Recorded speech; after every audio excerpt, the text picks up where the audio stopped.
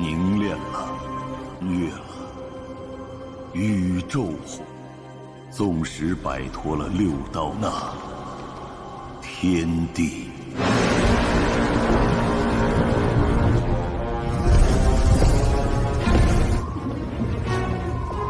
开始吧。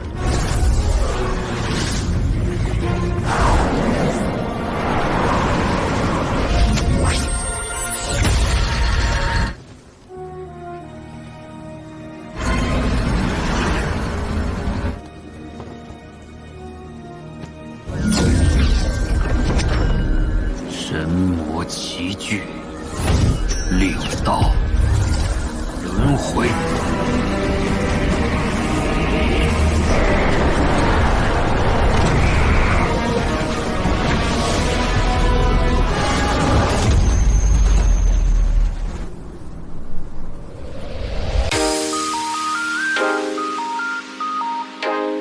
Oke, halo semua, kembali lagi dengan aku Aji, Aka Movies. Kudoakan supaya kalian baik-baik saja ya. Seperti biasa, konten kali ini adalah full spoiler. Jadi bagi kalian yang tidak suka dengan spoiler, bisa langsung skip saja. Karena di video kali ini saya akan membahas Donghua yang baru saja rilis, yaitu Shenmue Tomb of Fallen God Part 1.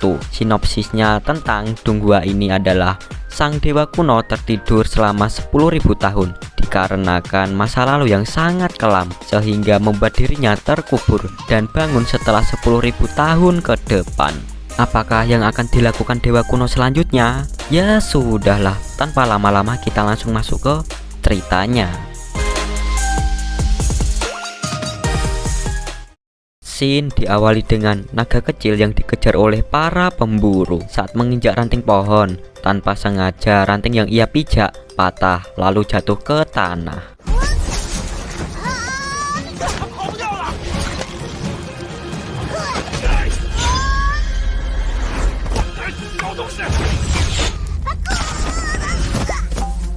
Saat naga kecil itu akan ditangkap, ia mengeluarkan jurus imutnya, lalu melemparkan tanah ke mata si pemburu dan kabur.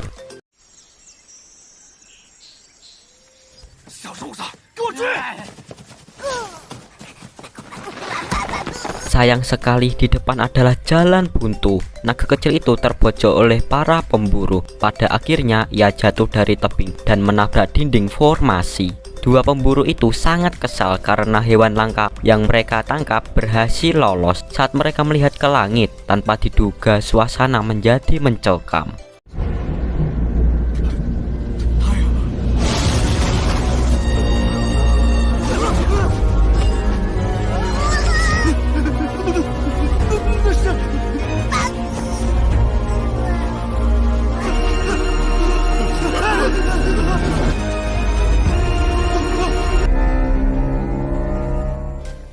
Dinding formasi tiba-tiba menghilang bersamaan dengan gerhana matahari.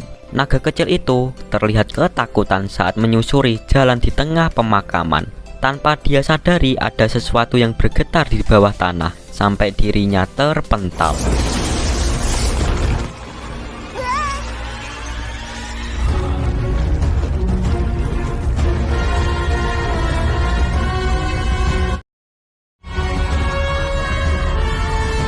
Dan ternyata ada manusia yang muncul dari tanah. Dia bernama Chen Han. Saat dia terbangun, dirinya membayangkan masa lalu. Kemudian kepalanya terasa sakit dibarengi dengan gerhana matahari yang akan menghilang. Setelah kondisinya agak membaik, Chen Han bingung kenapa dia bisa di tempat ini padahal dirinya sudah mati. Ketika melihat batu nisan, Chen Han kaget batu itu adalah makam dewa perang timur. Perang tak terbatas 3 alam. Ternyata makam ini merupakan makam seorang praktisi dari timur, yaitu Li Changfeng. Dan masih ada banyak makam termasuk makam iblis di benua Xianhuan Timur serta benua Mohuan Barat.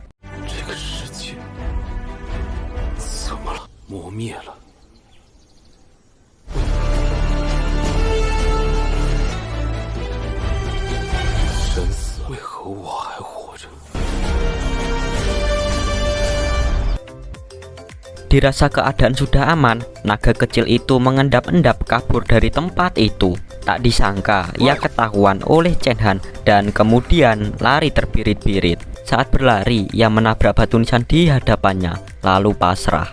Chen Han bingung kenapa dia terlihat begitu aneh sambil menyodorkan tangannya. Dengan jurus imutnya, naga kecil itu menyemburkan api di mukanya Chen Han, lalu lari lagi.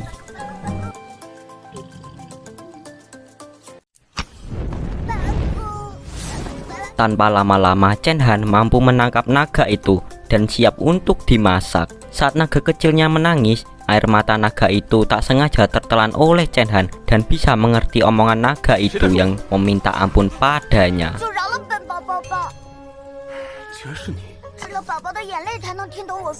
Akhirnya Chen Han memaksa naga itu untuk memberitahukan apa yang sebenarnya terjadi di tempat ini dan arah jalan ke kota Huayang. Jika tidak mengatakannya, Chen Han akan memakan dirinya. Dengan terpaksa naga itu menceritakan semua kota Huayang yang sudah menghilang selama 10.000 tahun lalu. Chen Han terkejut dan membayangkan masa lalunya.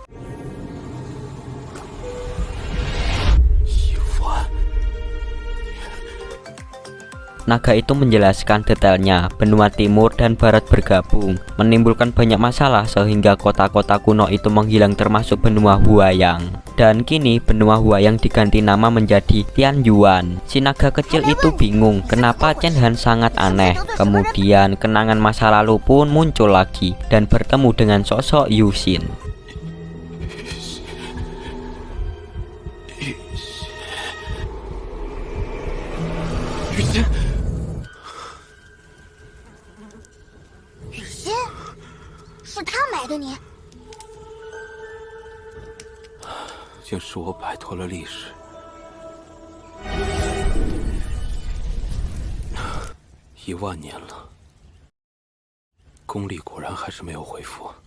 Sudah 10.000 tahun, tangan Chen Han masih belum pulih. Dengan santainya, Chen Han membawa naga itu ke perapian lagi untuk dimasak. Saat naga itu merengek, ia bisa membantu Chen Han dan memperkenalkan pada dunia.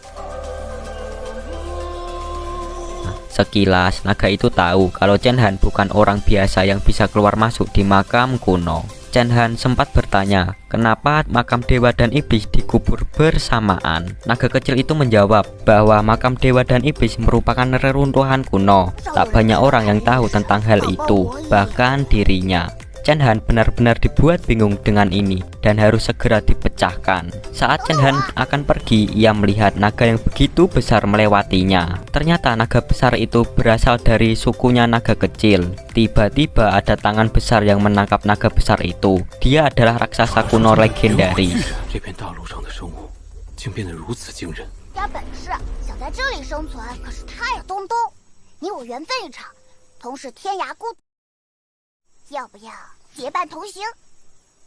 Akhirnya naga kecil itu berkenalan diri. Ia bernama Dong Dong.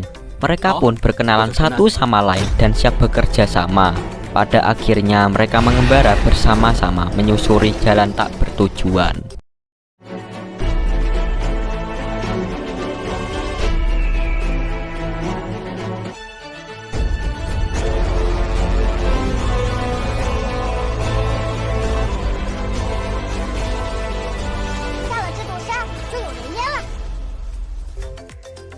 Mereka berdua sampai di kaki gunung untuk mencari seseorang yang tahu tentang makam dewa dan iblis.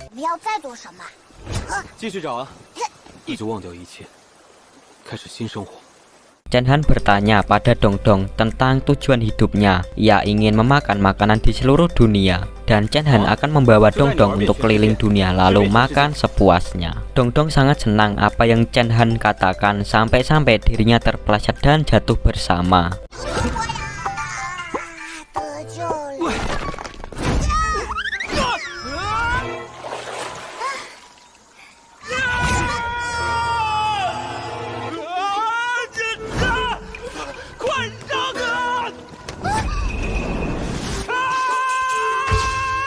Kejadian tak diduga pun muncul saat jatuh dari tebing. Setelah bangkit selama 10.000 tahun, Chen Han mengalami pengalaman yang begitu memalukan.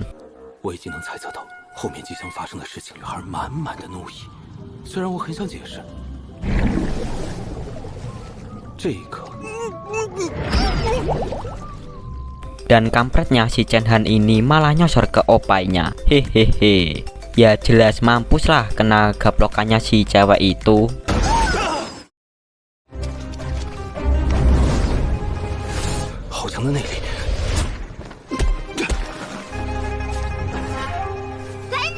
Ternyata cewek ini bernama Chuyu dan berteriak memanggil pengawalnya. Chen Han menyuruh Chuyu untuk diam.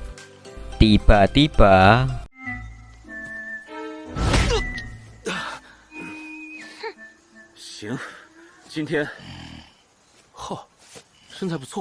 habis sudah hidupnya Chen Han kegrebek sama Hua Qian. Kemudian Chuyu menyuruh pengawalnya untuk menangkap Chen Han, si mesum ini. Gak taunya dia kena smackdown sama Hua Qian.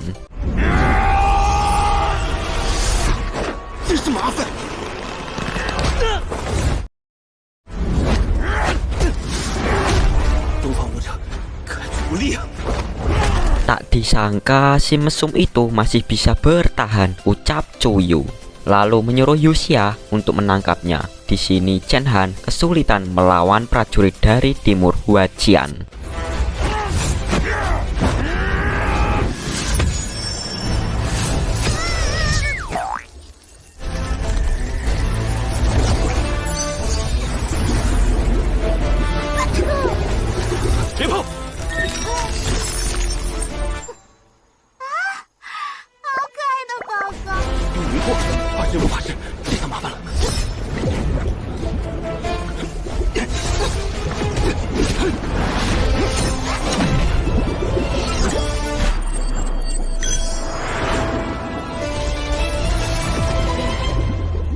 Chen Han berhasil lolos dari kejaran gelembung es dan kini Hua Qian melemparkan kayu ke arah Chen Han.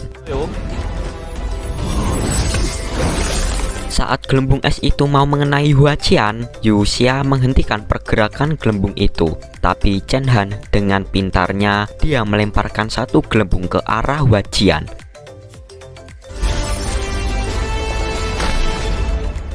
Chuyu tak mengira kalau kemampuan si mesum itu sangat hebat. Lalu pelayan Yuxia menyuruh Chuyu untuk pergi duluan, tapi dirinya masih ingin bermain dengan Chen Han.